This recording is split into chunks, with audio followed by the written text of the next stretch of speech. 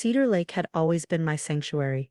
Growing up, our family would visit friends who owned properties along its pristine shoreline, and I'd spend hours watching the sunset paint the water in brilliant oranges and pinks. Even then, I knew that someday I'd own my own piece of this paradise. What I didn't expect was to find my brother Tom, his wife Rebecca, and their 3 kids already living in my newly purchased dream home when I arrived for my first weekend as owner. But let me back up. The story of how we got here is as much about family dynamics as it is about real estate. In the Chen family hierarchy, I was always the responsible yet overlooked middle child. My older brother Tom was the charismatic firstborn son who could do no wrong in our parents' eyes, despite his string of failed business ventures and temporary financial setbacks. My younger sister Lisa was the baby of the family, coddled and protected from any real-world consequences. And then there was me, Sarah Chen, the one who played it safe with my boring tech job, according to my family. What they didn't know was that my position as a cybersecurity specialist had led me to found SecureFlow, a now thriving digital security company that protected some of the biggest corporations in the country.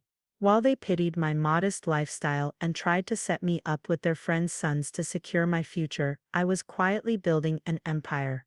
My company had just gone public, making me a multimillionaire several times over. But I kept living in my comfortable but unassuming apartment, driving my 5-year-old Tesla, and letting my family believe I was just getting by. The Cedar Lake house had been my dream for years.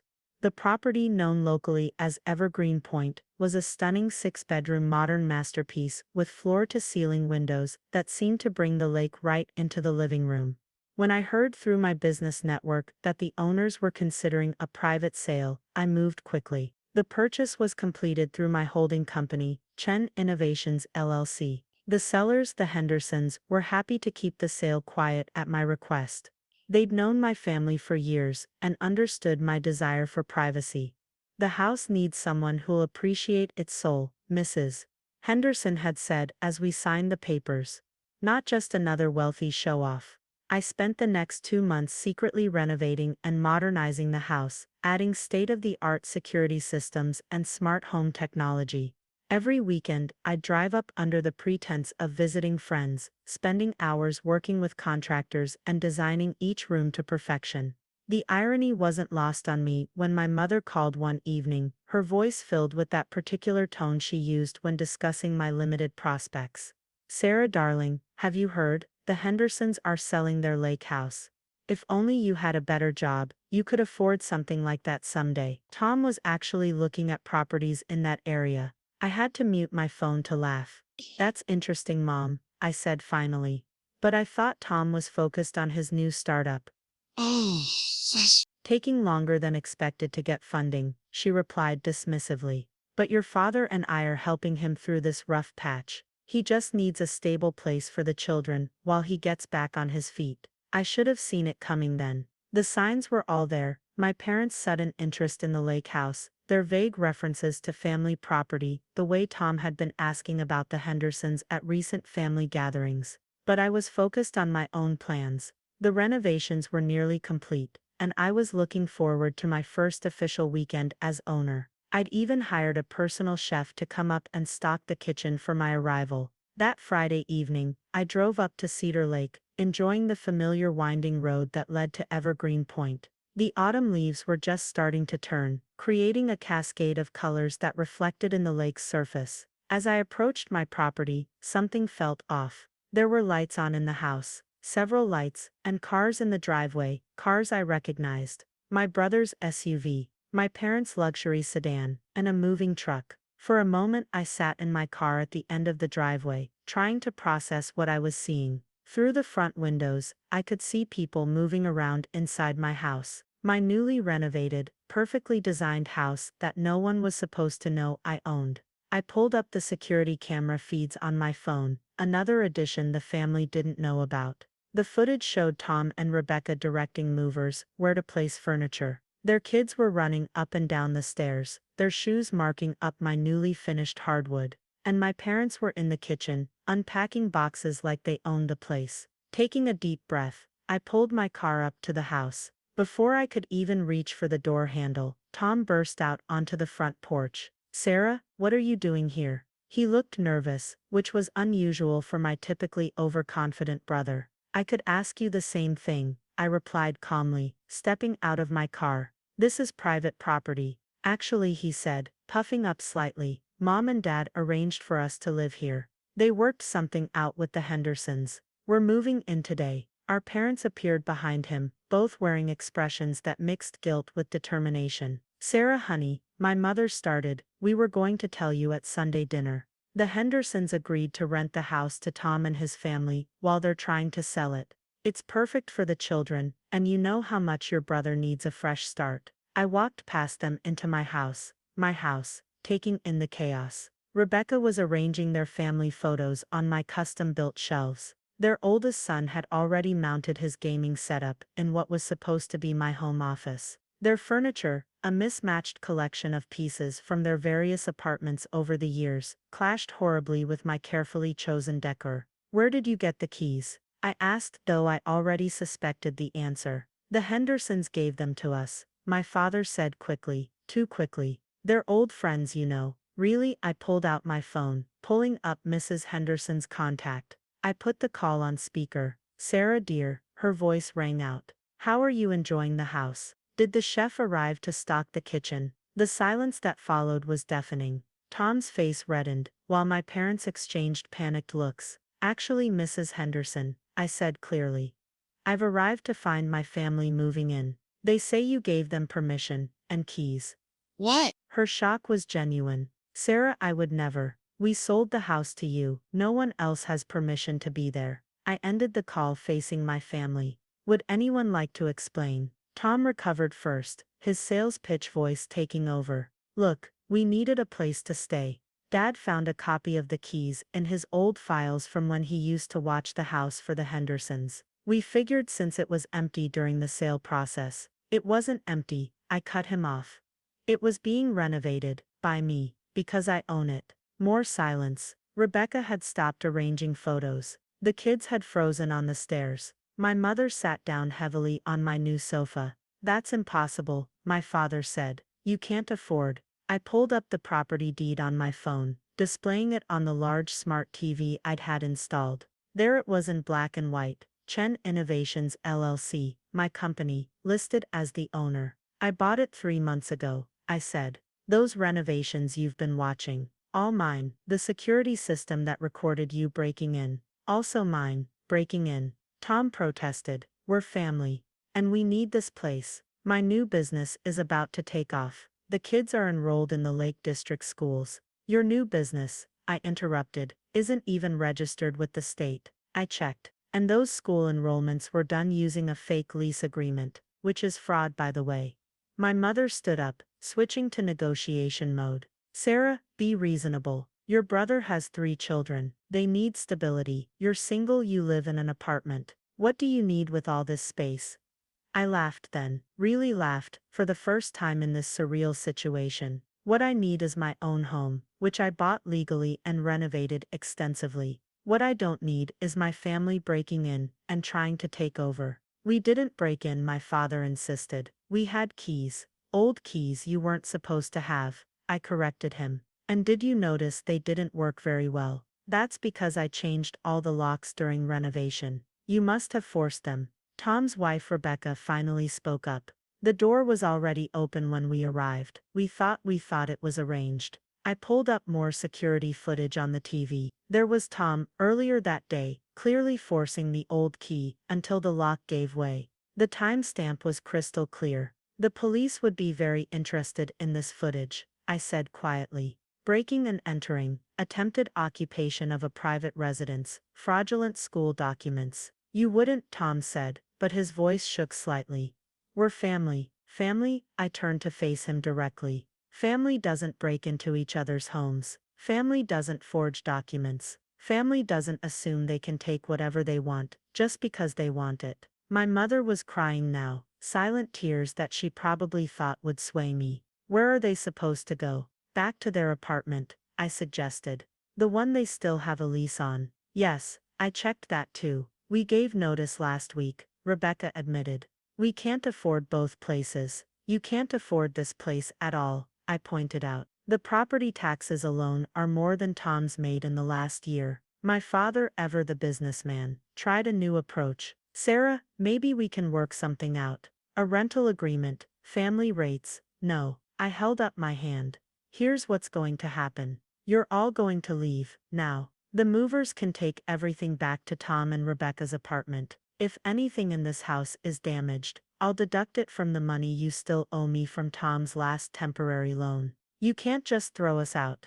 Tom shouted, his face red. We have rights. Actually, I can. And you don't. I smiled slightly. But I'm giving you a chance to leave voluntarily before I call the police. Your choice. The next 2 hours were a blur of activity. The movers, looking uncomfortable, repacked everything they'd brought in. My parents alternated between pleading with me and trying to negotiate. Tom switched between anger and attempts at manipulation. His kids cried about leaving their new home. Through it all, I sat in my kitchen, watching the security feeds and documenting any damage. By sunset they were gone, leaving behind only scuff marks on my floors and a heavy silence. Mrs. Henderson called again as I was inspecting the forced lock. Sarah, I'm so sorry about this. We had no idea your father still had those old keys. Do you want us to speak to them? No, I said, watching the last traces of sunlight sparkle on the lake. But I would love that recipe for your famous lake house sangria.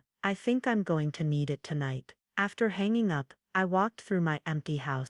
Their brief occupation had left marks, scratches on the walls, smudges on the windows, the lingering scent of Tom's too strong cologne. But it was mine, all mine. My phone buzzed continuously with messages from family members. Mom, how could you do this to your own brother?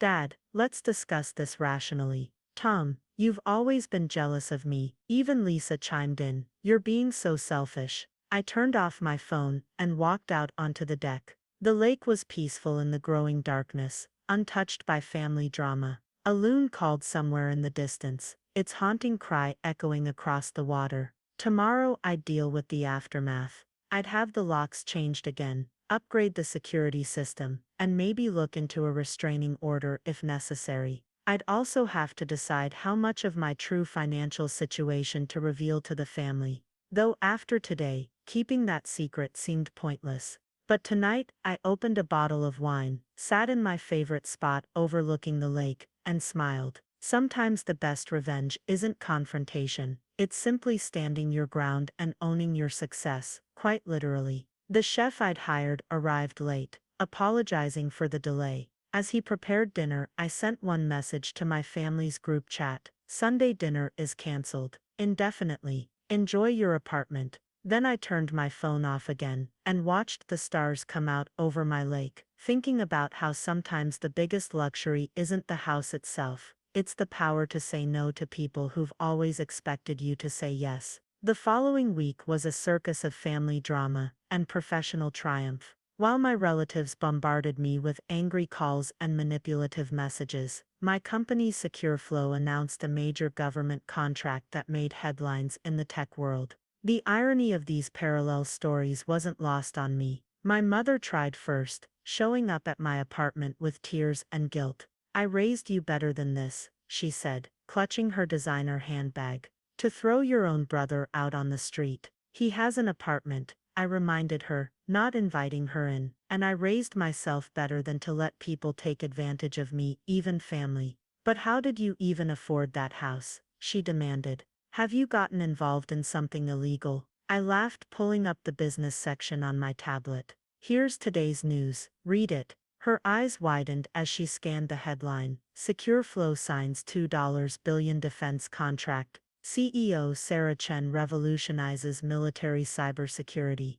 You're the CEO, she whispered. Founder and CEO, I corrected. That boring tech job you've been dismissing for years. It grew into something quite significant while you were focused on Tom's latest schemes. She sank against the doorframe, her perfectly maintained facade cracking. Why didn't you tell us? When? I asked calmly. During the family dinners where you only discussed Tom's potential, or maybe during the countless times you tried to set me up with successful men to secure my future. Before she could respond, my phone buzzed with an urgent message from my executive team. Another major client wanted to accelerate their contract timeline.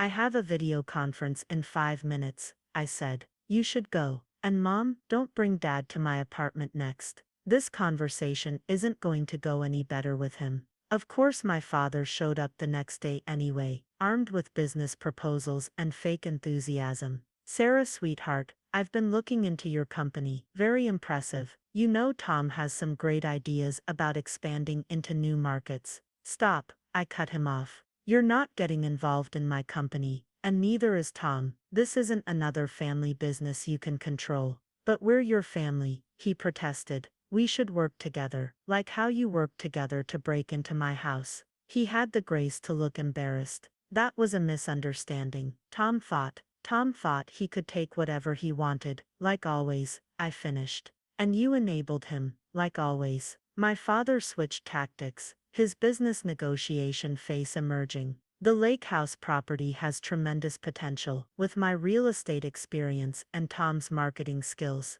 my property is not up for discussion, I said firmly. And before you try to leverage any business connections, you should know that Secure Flow's board has already been briefed about the situation. Any attempt to interfere will be handled legally. He left looking deflated, probably for the first time realizing that his middle child had outmaneuvered him completely. Tom was less subtle. He showed up drunk at my office, trying to get past security. My sister owns this whole building, he shouted in the lobby. She's just being selfish. I watched on the security feeds as my team handled him professionally, escorting him out while recording everything. The footage would be useful if I needed a restraining order later. Rebecca, surprisingly, was the only one who seemed to understand. She sent a simple email. I'm sorry. We were wrong. The kids are disappointed, but they'll learn from this. I appreciated her honesty but kept my response brief.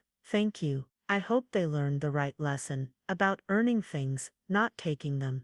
The weekend after the failed invasion, I returned to my lake house. The locks had been changed, security upgraded, and every trace of their brief occupation erased. As I sat on my deck watching the sunset, my phone buzzed with a news alert. Tom's latest venture, some kind of cryptocurrency scheme, had just been flagged by regulatory authorities. I could already predict the family drama that would follow, the expectations that I would step in and fix things with my newfound wealth. Instead of responding to the frantic family messages that started pouring in, I called my lawyer. Draw up papers clearly stating that I will not be financially responsible for any family member's business ventures or legal issues. Already prepared, she replied. After the lake house incident, I figured this was coming. Later that evening, as I worked in my home office overlooking the moonlit lake, I received an unexpected message from my younger sister Lisa. Just saw the news about your company, and about Tom. I get it now, why you kept everything quiet. Can we talk? Just us. I considered it. Lisa had always been the family baby, protected from reality, but she hadn't been involved in the lake house scheme. Come to the lake house tomorrow, I replied. Alone. Security will verify. Lisa arrived the next morning, looking unusually subdued. She took in the house, the sophisticated security system, the elegant decor, the stunning views, with new eyes. This is amazing, she said quietly. You did all this yourself. Every bit, I confirmed. No family loans, no connections, no shortcuts. She sat on the deck with me, watching a pair of loons dive for fish. I always thought you were just boring, safe, but you were building an empire right under our noses. Sometimes being underestimated is an advantage, I said. No one questioned my choices, because they didn't think I was capable of anything significant. Mom and Dad are freaking out, she admitted. Not just about the house anymore. They finally looked up Secure Flow's value. And with Tom's latest mess, I'm not bailing him out, I said firmly. Not this time, not ever. I know. She turned to face me. I'm not here to ask for that. I want to know how you did it. Really did it, on your own. For the first time in years, I saw my sister as an individual, not just the baby of the family. It wasn't easy, I told her. Are you sure you want to hear about the hard path? She nodded and we spent the next few hours talking, really talking, about education, hard work, and the reality of building something from nothing. By the time she left, something had shifted in our relationship. "Thank you," she said at the door, "for showing me there's another way." The next week, Lisa enrolled in coding classes. Our parents were baffled, but I sent her a simple message: "Proud of you." As autumn turned the lake into a canvas of reflected colors, I settled into my home, truly at peace with my success. The family drama would continue. Tom's legal troubles, my parents' attempts to regain control, the inevitable holiday tensions, but I had finally claimed my space, both physically and emotionally. One evening, as I hosted a dinner for my executive team at the lake house, my mother sent a text: "We miss you at family dinner. Tom needs his sister's support right now." I showed the message to my CFO, who knew the whole story. She raised her glass with a smile. "To choosing your own family. To choosing your own path," I corrected, looking out at my lake, my success, my life. The security system quietly logged another attempted use of the old keys that night. But this time, I didn't even check who it was. Some doors need to stay closed for new ones to open. 3 months after the lake house incident, life had settled into a new pattern. My family had finally stopped trying to force their way back into my property, though they'd found other ways to create drama. The latest crisis emerged during the annual Cedar Lake Winter Festival, an event that had always highlighted our family's social status in the community. I was hosting a secure flow leadership retreat at my house when my sister Lisa called. "You need to know what's happening," she said, her voice tense.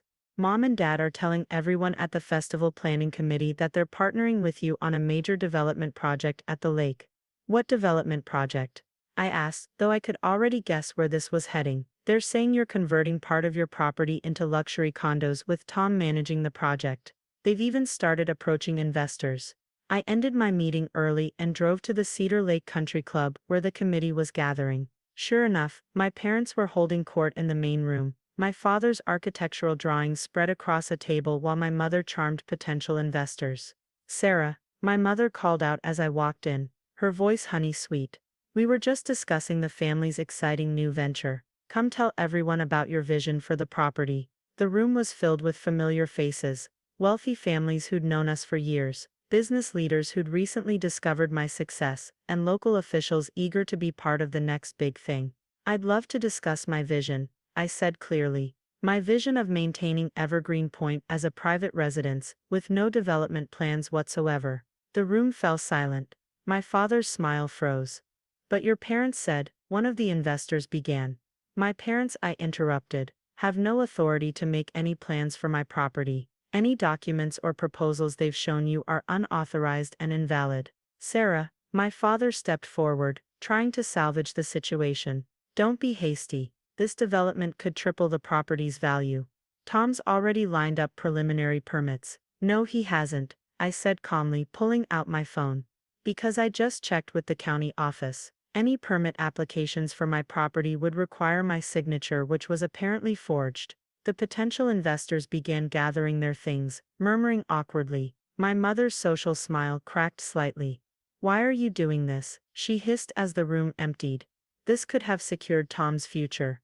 "That's exactly the problem," I replied. "You're still trying to secure Tom's future with other people's assets." "My assets." My father gathered his drawings, his hands shaking slightly. "We were trying to help the family." "No, you were trying to maintain control. But here's what's going to happen now." I took out a folder I'd brought for exactly this purpose. "These are cease and desist letters from my lawyers. Try to involve my property or company in any more schemes and we'll move to legal action. You'd sue your own parents." My mother gasped. "You tried to forge documents and defraud investors using my property," I pointed out. "What did you expect?" As they left, I noticed Lisa standing in the doorway. She'd watched the whole thing. "That was intense," she said, joining me at the window. Below, our parents were getting into their car, looking smaller somehow. "It was necessary," I replied. "They need to understand that the old dynamics don't work anymore." Lisa nodded. "My coding instructor said I have potential. Maybe I could intern at Secure Flow someday.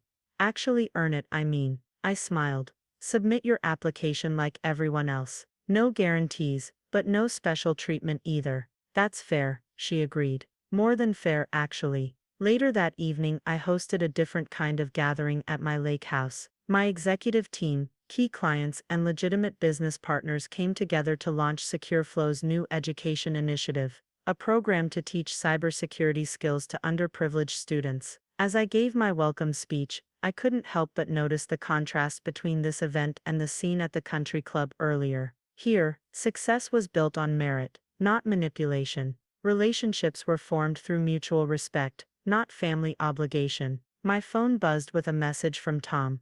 "You've destroyed my reputation with the investors. I could have made this work." I showed the message to my head of legal, who'd been handling the family situation. "Add it to the file," I said, "and draft a formal notice about using my name or company in any investment schemes." The winter festival continued through the weekend. From my windows I could see the ice skating rinks on the lake, the holiday lights reflecting off the snow, families enjoying simple pleasures without schemes or ulterior motives. Rebecca brought the kids by one afternoon, properly asking permission first. "They miss the lake," she admitted. "But I want them to understand why we can't just take things that aren't ours." I let them sled on my property for a few hours, watching as they learned to enjoy something without feeling entitled to it. It was a small step, but an important one. My parents made one final attempt at reconciliation, or rather control, by announcing at a community event that they were advising me on SecureFlow's expansion plans. This time I didn't even have to respond. My company's PR team issued a simple statement: SecureFlow's management and strategic decisions remain solely under the direction of CEO Sarah Chen and her executive team. The message was clear. The days of family manipulation were over. As winter settled fully over Cedar Lake, I found myself hosting more genuine gatherings. Business meetings where real work got done. Dinners with friends who supported my success without trying to leverage it. Quiet evenings where I could simply enjoy the home I'd earned. Lisa stopped by regularly, usually with questions about coding or business strategy. She was learning, really learning, not just looking for handouts. "You know what I realized," she said one evening, as we watched the sunset. "All those years they taught us that family meant letting Tom take whatever he wanted. But real family should support each other's growth, not enable bad behavior." "Better late than never," I replied. My security system logged fewer and fewer attempts at unauthorized access. The family schemes turned elsewhere, though I kept careful watch through my legal team. Tom faced consequences for his investment frauds. My parents' social influence waned, and slowly a new reality emerged. One where success was earned, not taken. One where family didn't mean unlimited access to resources. One where I could finally enjoy my lake house view without watching for intruders. 1 year after the lake house incident, I stood on my deck watching the spring sunrise over Cedar Lake. The morning light caught the dew on my newly installed botanical garden, a space designed for peace, not social status. My phone buzzed with news alerts. SecureFlow announces global expansion, and Tom Chen sentenced in investment fraud case. The contrast between these headlines told the story of our family's transformation better than any conversation could. Tom had received 18 months in a minimum security facility, plus mandatory financial restitution. Our parents, finally facing reality, had downsized from their mansion to a comfortable but modest home. Their social circle had shifted, as often happens when power dynamics change. Lisa, surprisingly, had become the family's redemption story. After completing her coding boot camp, she'd applied to SecureFlow's internship program through proper channels. She didn't get in on her first try, but her second application showed genuine improvement. Now she was starting as a junior developer, earning her place like everyone else. "The view never gets old," Lisa said, joining me for our weekly coffee meeting. She'd learned to appreciate the lake house as a visitor, not a potential occupant. "Neither does earning it," I replied, watching a pair of eagles circle over the water. My mother had finally stopped introducing me as her tech-savvy daughter, and began acknowledging my actual achievements. It was a small change, but significant. At recent community events, I'd overheard her telling friends, "Sarah built her company from nothing. We didn't understand at first, but we're learning." The lake house had become more than just a property. It was a symbol of change dynamics, of boundaries respected, of success earned rather than inherited. I'd hosted technology conferences in my expanded home office, launched educational programs from my lakeside pavilion, and created a space where merit mattered more than family ties. Rebecca brought the children for approved visits, now with a different approach. Aunt Sarah worked very hard for this house, she'd tell them. That's why we respect her space and rules. The kids were learning too. Instead of feeling entitled to the lake access, they now asked permission and showed genuine appreciation. The oldest had even started asking questions about programming, inspired by Lisa's journey. My father made his peace in his own way, by finally treating me as a business equal rather than a daughter to be managed. At recent industry events, he'd introduced me to colleagues with genuine respect, no longer trying to insert himself into my success. The security system hadn't logged an unauthorized access attempt in months. The fake development plans had been replaced by legitimate community discussions about lake preservation, which I now led from a position of earned authority. As I prepared for another day of leading my expanding company, I received an unexpected message from Tom, sent through his facility's communication system. I understand now. Sorry it took losing everything to learn what you knew all along. I didn't respond, but I did make a note to have my team look into rehabilitation programs for released white-collar offenders, not for Tom specifically, but for anyone willing to earn a second chance. The morning sun climbed higher, turning the lake into diamonds. From my office I could see both the water and the city skyline, a perfect blend of nature and achievement. My home security panel showed Lisa arriving for her morning swim, using her properly registered access code. Miss Chen, my AI assistant, announced, "Your leadership team is ready for the global expansion briefing."